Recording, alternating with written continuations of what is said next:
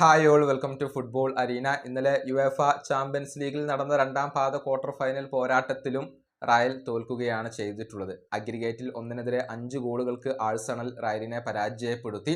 Carlo ആഞ്ചലോട്ടിയുടെ സ്ഥാനം നഷ്ടമാവുകയാണ്. ഒട്ടുമിക്ക മാധ്യമങ്ങളും ഇക്കാര്യം റിപ്പോർട്ട് ചെയ്തിട്ടുണ്ട്. ഈ സീസണിന് ശേഷം ആഞ്ചലോട്ടി ഉണ്ടാവില്ല എന്നത് ഉറപ്പായി കഴിഞ്ഞ ഒരു കാര്യമാണ്.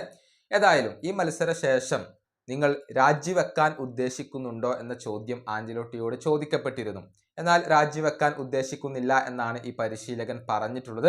അടുത്ത ക്ലബ്ബ് വേൾഡ് കപ്പിൽ താൻ ഉണ്ടാകുമോ, അതല്ലെങ്കിൽ അടുത്ത സീസണിൽ താൻ ഉണ്ടാകുമോ എന്ന കാര്യമൊന്നും തനിക്കറിയില്ല എന്നും ഇപ്പോൾ ഈ ഒരു റയൽ മാഡ്രിഡ് പരിശീലകൻ പറഞ്ഞിട്ടുണ്ട്. അദ്ദേഹത്തിന്റെ വാക്കുകൾ ഇങ്ങനെയാണ്: ഇല്ല, ഞാനിപ്പോൾ രാജിവെക്കാൻ ഉദ്ദേശിക്കുന്നില്ല. ഞങ്ങൾ തല ഉയർത്തി തന്നെ മടങ്ങേണ്ടതുണ്ട്.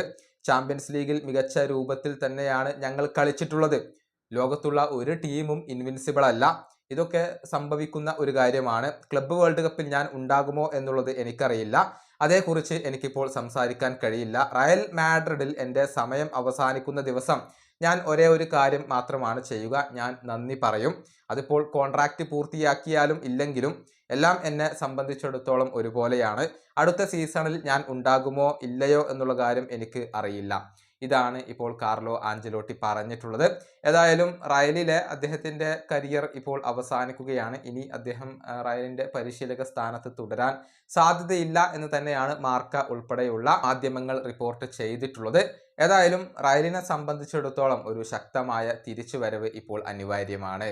ഈ വീഡിയോയുടെ അവസാനിപ്പിക്കുന്നു. അടുത്തൊരു വീണ്ടും കാണാം.